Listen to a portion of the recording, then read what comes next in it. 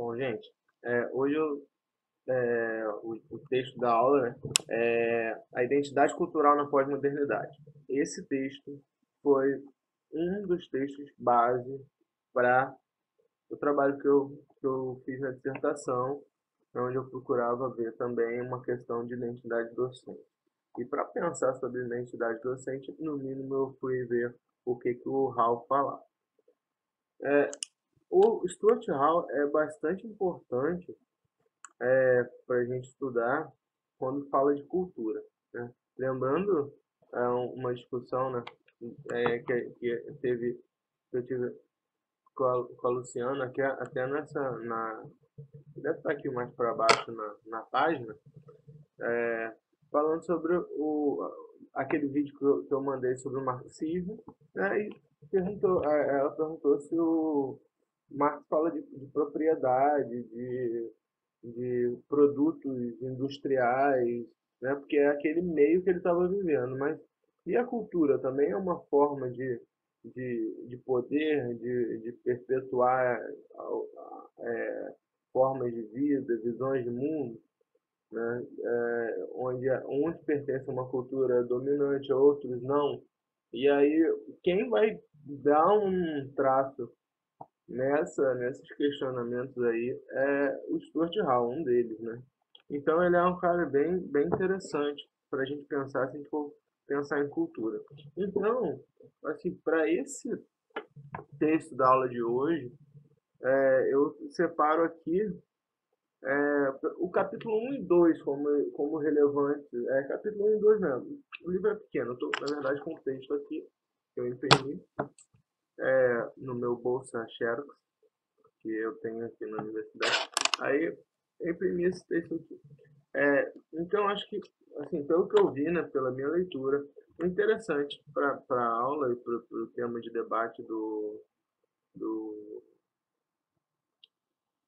do curso a questão da identidade e a parte 2 que ele vai falando como que o sujeito foi se descentrando, né, nessa sociedade pós-moderna. Ele vai fazendo esse acompanhamento histórico, psicológico. Quando ele vai para culturas nacionais como comunidades imaginadas, é um debate muito interessante. Desconstruindo a cultura nacional, isso tudo é muito bacana. Mas eu não sei em que momento que esse tipo de debate ele se encaixa no curso, né? Eu vejo ele como um conhecimento, como uma forma da gente refletir sobre o mundo, quando vai falar da globalização, para entender, eu acho que o texto é de 90, esse texto, mas ele é bem atual também, porque ele vai falando de globalização, mas globalização é algo que a gente está sempre sentindo, né? Talvez cada vez a gente está sentindo mais esse integrado. E ele vai colocando, principalmente quando no final ele vai falar sobre a questão do conservadorismo islâmico, se eu não me engano. Né? E quando ele fala isso, mostra muito, eu acho, do que a Europa está vivendo hoje, principalmente com os partidos mais conservadores estando uma ascensão de poder. Então ainda é muito atual esses textos, esse pensar do capítulo 3 e 4, né? Mas ainda serve um pouco mais como cultura geral, é um atributo para a gente tentar ler o mundo de uma forma diferente, pensar um pouquinho, talvez, em relações internacionais, coisa que está um pouco distante, muitas vezes, das nossas percepções. Então, eu vou tentar mostrar um pouco do que eu li, do que eu entendi, principalmente, né, mas focando no capítulo 1 e 2. Então, o Stuart Hall ele coloca, né, que o propósito do livro é explorar questões sobre identidade cultural na modernidade tardia e avaliar se existe uma crise de identidade. E vou dizer o que, que ele quer dizer com crise de identidade, que é acontecimento na sociedade precipita nessa crise, quais as formas que ela toma, quais as consequências. Né? Então ele já parte do princípio, ele coloca isso, esse livro é escrito a partir de uma posição basicamente simpática na afirmação das identidades modernas sendo descentradas, isto é, deslocadas ou fragmentadas. Seu propósito é o de explorar essa afirmação. Ele já parte da ideia de que ele compreende a, a identidade moderna como descentrada. E ele vai trabalhar o que, que é isso. Né? Para mim, é um texto muito importante mesmo. Até porque quando a gente vai pensar para trabalhar direitos humanos, quando a gente trabalha a questão dos movimentos sociais, o Hall se encaixa muito bem, o Stuart Hall, por conta da concepção de cultura como poder, perpetuação de poder através da cultura. Quando você está tentando abalar algumas hegemonias, a gente está mexendo com poder que hoje, nessa pós-modernidade, esse período que a gente está vivendo, é um poder muito simbólico e que é perpetuado também discursivamente. Né? Então, é um autor importante. Quando ele vai falar, quando ele começa fazendo o quê? Começa falando sobre as concepções de identidade. Ele já parte do princípio de que isso é uma visão extremamente simplista, mas que é importante para que ele consiga começar a explicar, detalhar a questão. Então ele coloca assim, ele coloca sujeito do iluminismo, sujeito sociológico e sujeito pós-moderno. E ele vai tentar explicar esses três casos. Né? Aí ele coloca assim, sujeito do iluminismo, baseado numa concepção da pessoa humana como um indivíduo totalmente centrado, unificado, dotado da capacidade de razão, de ação, cujo centro consistia no núcleo interior. Ou seja, é o eu. Assim que eu entendi. Era o eu que construía a identidade. Isso também estava muito influenciado pela questão religiosa da época, que, pelo que eu percebi, ele coloca isso mais um pouco depois. Um dos fatores, onde você tinha aquela determinação, você era aquele eu, você era o sujeito, era dono, obviamente, né, que é uma leitura que eu penso assim, que seja uma leitura para quem estivesse nas situações de maior poder, né? Ele teria aquela identidade onde era ele, a pessoa que comandava. É uma concepção que o Stuart Hall é individualista do sujeito. E ele fala depois de outra concepção de sujeito, né? E à medida com que a sociedade vai mudando, ele já começa a falar dos sujeitos como sociológicos. E aí ele vai falar da concepção do mundo e a consciência que esse núcleo interior do sujeito não é autônomo e autossuficiente. Então aquele eu não valeria de nada se eu porque o eu é formado pela relação com outras pessoas, com a sociedade.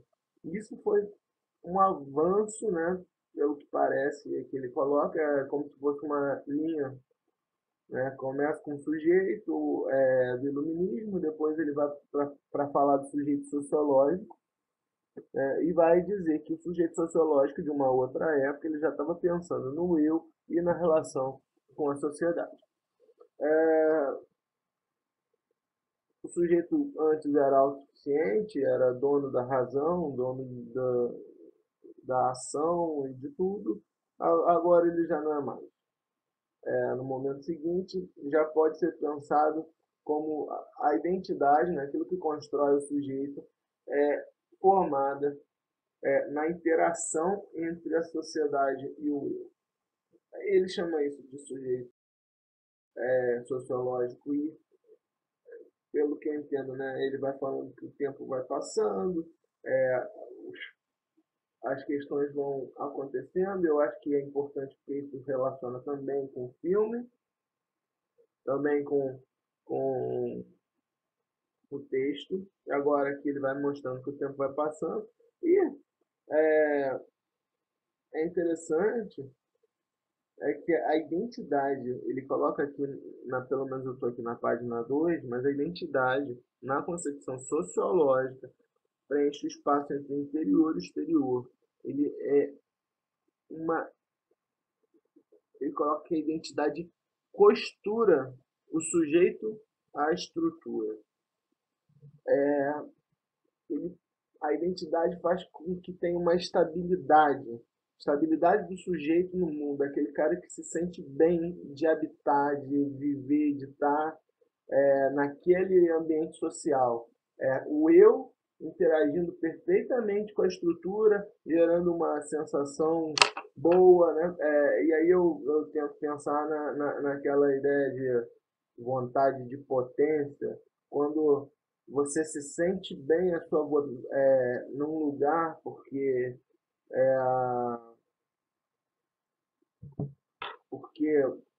você está ouvindo às vezes a música que você gosta, você está com pessoas que têm um pensamento muito próximo de você e aquilo te faz sentir bem. Então, aquilo que você acredita, o seu eu em relação à sociedade, ele está casando, né? Então, essa costura, ela aumenta essa vontade de potência e você gera um bem-estar, uma noção, pelo menos breve, de felicidade, de identificação. Eu estou feliz com aquilo. Isso é o Nietzsche, eu não sei nem se eu posso ligar os dois pensadores, mas é uma forma de interpretar. Então, seria isso. Para uma concepção de sujeito sociológico, a identidade ligaria o eu com a estrutura. E pelo que entendo, é a estrutura social que é permeada, é construída pela cultura. Então, ele coloca que a ideia, né, de sujeito unificado, estável, está se tornando fragmentado, composto não de uma única identidade, mas de várias. Por quê? E aí a gente coloca a questão da globalização, que ele vai trabalhar mais a fundo, coloca a questão dos fluxos migratórios, que fazem parte da globalização também, das redes sociais, que ele não coloca aqui, mas provavelmente se tivesse agora ele colocaria, né? Isso tudo faz com que um sujeito seja composto por diversas identidades, né? Aí a gente começa a pensar, por exemplo, as identidades podem ser construídas em pequenos artefatos, símbolos, como aqui tem um óculos anos 70, sei lá, 80, isso também constrói uma forma de pensar, mostra, olha, aquilo que está. É isso que me faz sentir bem, é isso que me encaixa em alguma posição no mundo, é isso que faz com que o eu se coloque com a cultura, mas por outro lado, eu também estou com um bonezinho, uma barreta, e se o Cristiano estiver vendo, ele vai falar alguma coisa.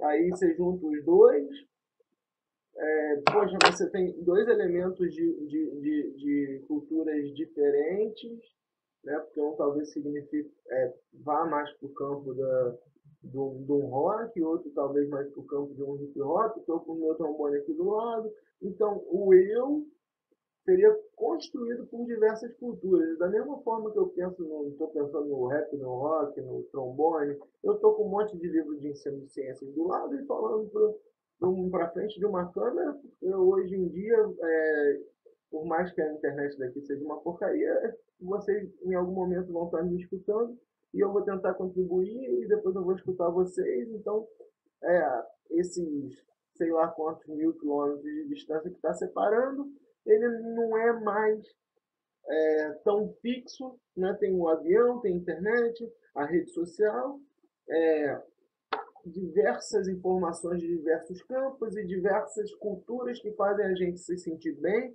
que conseguem costurar o nosso eu a estrutura e a gente está ficando num ambiente que é, é fragmentado e não tem uma identidade única e muitas vezes essas identidades são contraditórias.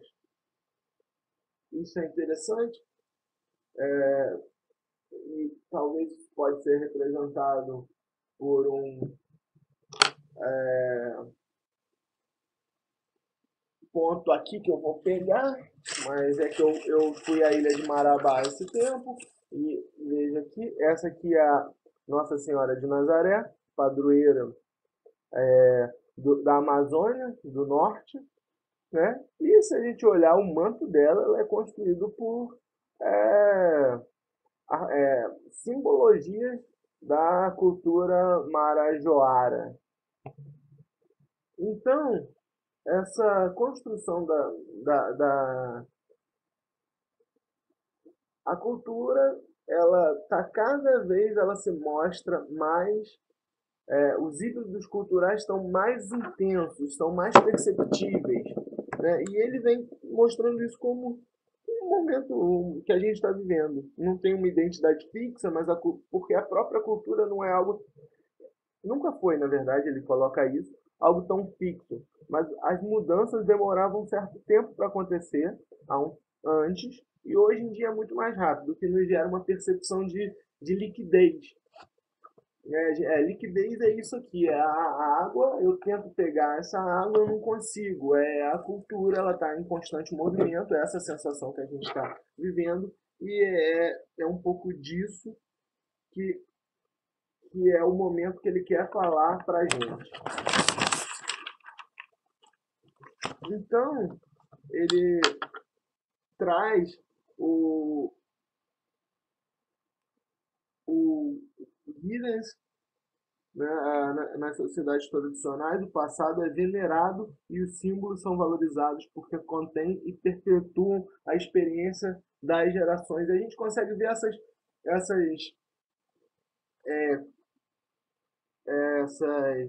sociedades tradicionais? Consegue. Por exemplo, aqui a gente tem, não sei se vocês vão conseguir ver aí, a foto da Mãe de Santo na lavagem do Bonfim. Isso, o terreiro de Candomblé é um espaço de perpetuação de cultura tradicional. Se você pega uma foto de um terreiro de Candomblé hoje e pega um há 100 anos, você mantém os mesmos elementos. Por quê?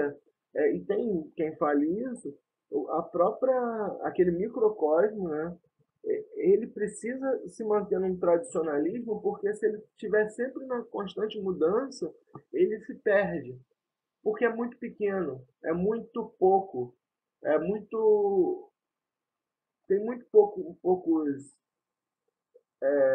praticantes, tem muito poucas pessoas que acreditam, e o que tem ainda existe opressão de outros meios para que deixe de existir, né?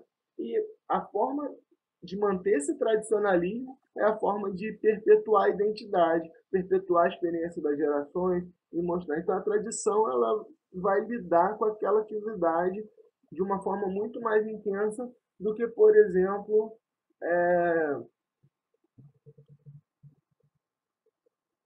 aí vou voltar para a música, por exemplo. Ela demora, ela é muito mais rápida em termos de mudança. Aí pega uma história do rock, vê a quantidade de movimentos que surgiram e tudo mais. E a gente vai conseguir pensar que as coisas são bem mais rápidas do que no terreiro de Candomblé. Aí ele fala depois do Laclau, que fala de uma estrutura deslocada, onde o centro é deslocado, e ele coloca um negócio que é a pluralidade dos centros de poder. É um pouco do que a gente está vivendo. A pluralidade de centros de poder. Você não tem mais um único centro de poder. E quando a gente usa isso para trabalhar com direitos humanos, quando a gente quer empoderar culturas que são historicamente minorizadas, quer mostrar que, por exemplo, o candomblé não é coisa do demônio e não sei o que lá, quer entender aquilo e quer fazer com que a pessoa tenha o direito de ser candomblecista e seja respeitado por isso. a gente dá uma voz para eles. Quando a gente faz isso, a gente aumenta o centro de poder da estrutura cultural, da estrutura da sociedade. Aumenta e ele vai para o sentido da pluralidade quando a gente faz isso, né? Então ele coloca aqui a sociedade da modernidade tardia são caracterizadas pela diferença, atravessados por diferentes visões e antagonismos sociais que produzem uma variedade de diferentes posições de sujeito, isto é, identidade para indivíduos. Aí, o que é uma sociedade caracterizada pela diferença? Antes a gente tinha uma espécie de paradigma de sociedade caracterizado pela igualdade, onde a gente fala, todos somos iguais, todos somos iguais. E não somos iguais porque nós não somos iguais, nós somos diferentes e nós buscamos o respeito nessas diferenças. O que une a gente pode ser uma humanidade, se a gente pensa negros, gays, mulheres, homens, tal, você vai falar, olha, é igual? Não, não é. Só que o que une é a humanidade. Só que se a gente pega de 1978 para cá, a humanidade é só esse argumento de somos iguais pela humanidade e diferentes, não explica a quantidade de direitos animais, discussões sobre direitos animais que existe. Então a gente busca algo mais, um negócio mais talvez planetário, na noção de ecologia, não sei bem, mas é algo que está modificando e as nossas posições estão mudando. Antes a gente que era centro do universo, centro do mundo, o homem, né, passa a não ser mais, e essa sensação de vazio, por conta vazio no sentido de as culturas são muito rápido, elas se modificam e criam híbridos numa constante transformação, e é algo que faz com que a gente não consiga ancorar tanto as nossas nosso ser é muito fluido. Bom, então depois dele estabelecer essa percepção sobre a identidade, né, onde ela é contraditória, nenhuma identidade singular podia aliar todas as diferentes identidades, e a gente tem esse cenário, né, de constantes mudanças e de identidades como aquele quebra-cabeça que talvez não se encaixe, mas é por aí mesmo que o negócio funciona.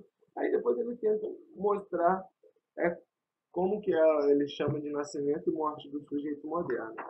E aí que ele vai dando aquela percepção dele, né, dizendo da simplicidade dos argumentos anteriores, mas mostrando a importância. E ele vai falar do Descartes, vai falar do John Locke, tentando mostrar a criação daquele sujeito moderno. Sujeito ao indivíduo soberano, um pensamento cartesiano, mais individualista. E depois, com o passar do tempo, ele vai mostrando que alguns estudos foram fundamentais para descentrar esse sujeito que antes era cartesiano, homem europeu e tudo mais. Homem de gênero europeu. Os estudos que foram contribuindo, pelo que ele coloca, primeiro, aí ele coloca um 5, na verdade. Ele coloca 5 descentramento do sujeito. E um deles ele coloca Marx, onde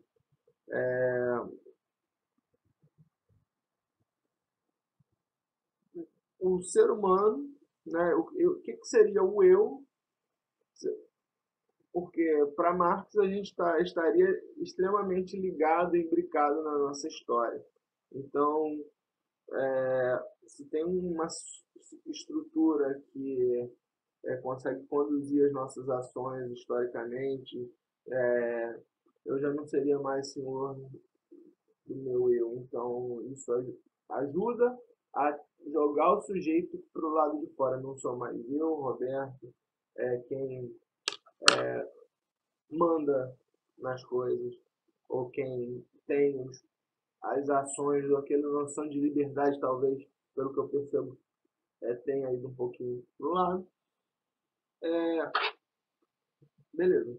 E aí, a gente se percebe muito mais como sujeitos que estão presos na sua história, na sua cultura, e tem que sempre jogar um jogo de poder para tentar ou subverter essa cultura ou se encaixar com ela, escolhendo da melhor forma como que vai fazer isso. Então, Marx ele ajuda a dar uma boa contribuição para esse descentramento do sujeito. Outro ponto que ele coloca é o Freud, quando ele fala do inconsciente. Antes eu era consciente de todos os meus atos e isso eu construí aquele sujeito centrado, moderno, do iluminismo. Mas aí Freud, com essa ideia da, do inconsciente, ajuda também a dar essa descentrada do sujeito.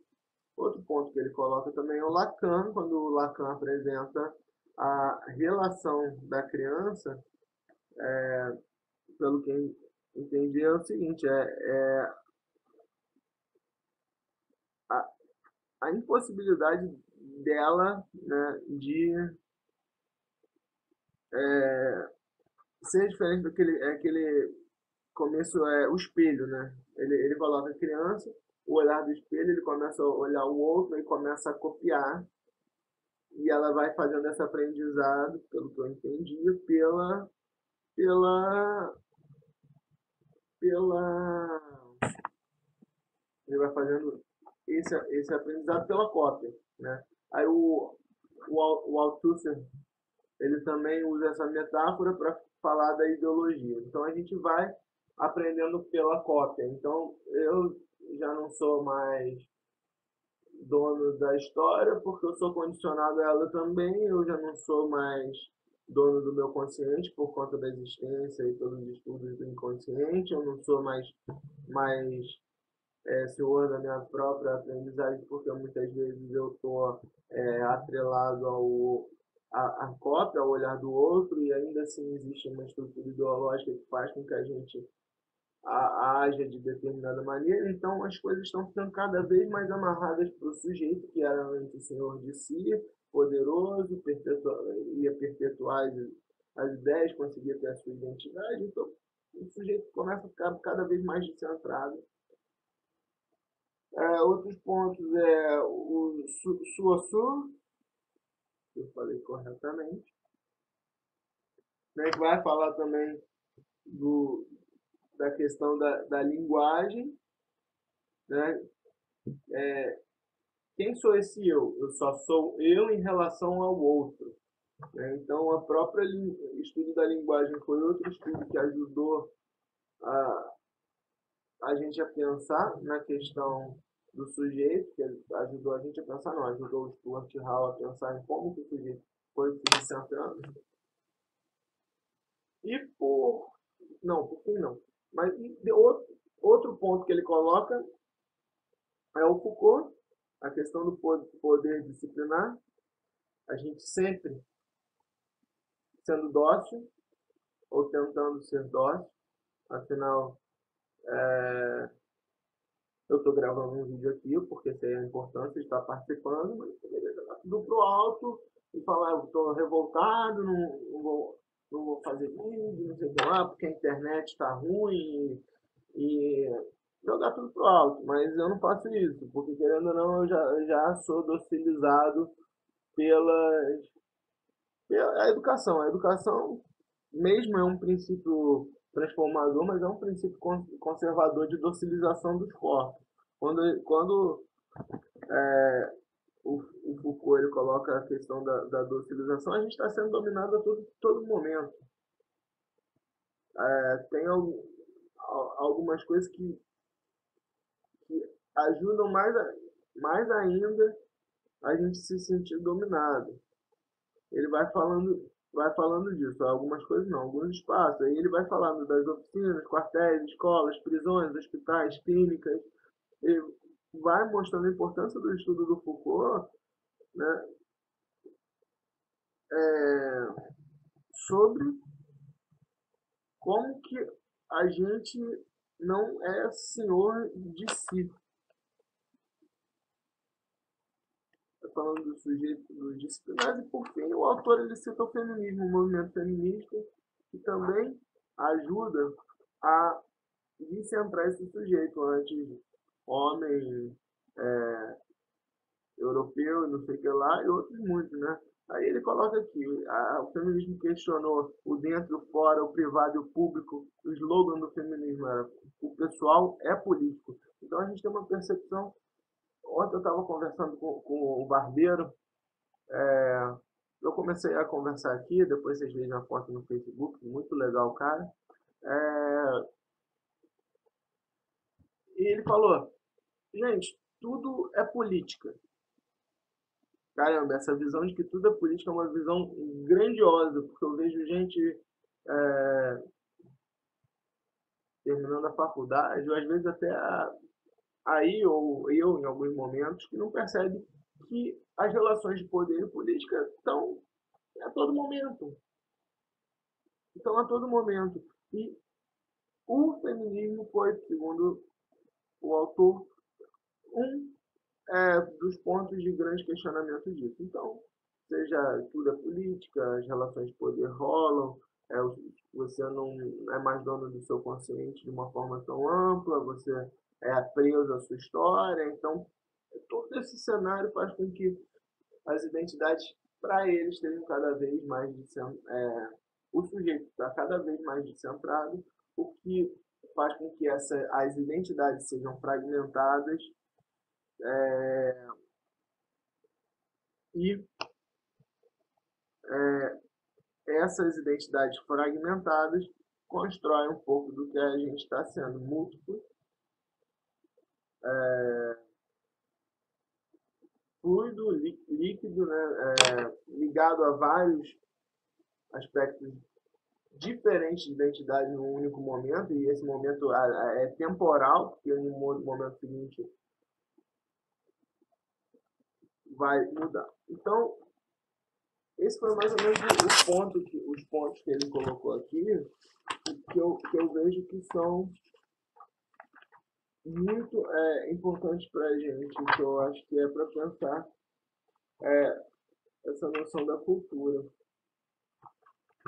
A gente está pensando no estudar da cultura, e a cultura está cada vez mais, a nossa percepção sobre a cultura está cada vez mais em movimento, está cada vez menos tátil. E aí é esse ponto que eu acho que é importante do texto, que é a nossa percepção sobre o sujeito ser descentrado, né? A nossa percepção pós-moderna de liquidez, porque isso vai ajudar muito a gente a estar, eu acho que analisando as entrevistas, os sujeitos que a gente vai daqui para frente nas pesquisas de doutorado encarar. Ontem, quando eu estava conversando com um rapaz, que é esse cara aqui, certo? Ele mostra no CD dele, ele se intitula Poeta do Sertão, e ele é um poeta que não usa o livro, porque ele tem aqui o livro, ele não tem pouquíssimas livrarias, duas, três no máximo, pelo que eu vi. E o livro aqui, ele diz, o livro passa. Então ele faz um CD, ele bota a música romântica no fundo, e faz a poesia dele e vende para todo mundo CD. Na barbearia dele, que é composta por vários elementos culturais, de vários espaços, figuras de políticos, ele com política, ele fala que tudo é política, e figuras de artistas nacionais, internacionais, ele junto com todo mundo. Então, aquele espaço é um espaço extremamente híbrido, é um espaço extremamente multicultural. Quando você pega o CD, que ele está juntando a linguagem da poesia, mas a música romântica, e ele já criou um novo. Então, o trabalho dele já é a criação de um novo. Já não é mais aquele negócio, ou é poesia, ou é a música romântica, que ele chama de romântica, e que no Sudeste o pessoal conhece como brega. Não é mais isso. É um híbrido. É algo que não é nem aquilo, nem aquele outro. E a identidade dele, assim como as nossas, são construídas por diversas outras identidades. E por isso a gente está fragmentado. Então, para pensar, eu acho que sobre os sujeitos que a gente vai acabar encontrando aí pelo caminho, é importante esse estudo cultural, esse pensamento sobre Stuart Hall. Então é isso, espero que a gente consiga debater um pouco mais sobre o que eu falei. E se eu falei alguma besteira, vocês me corrijam e bora que bora. Valeu, gente.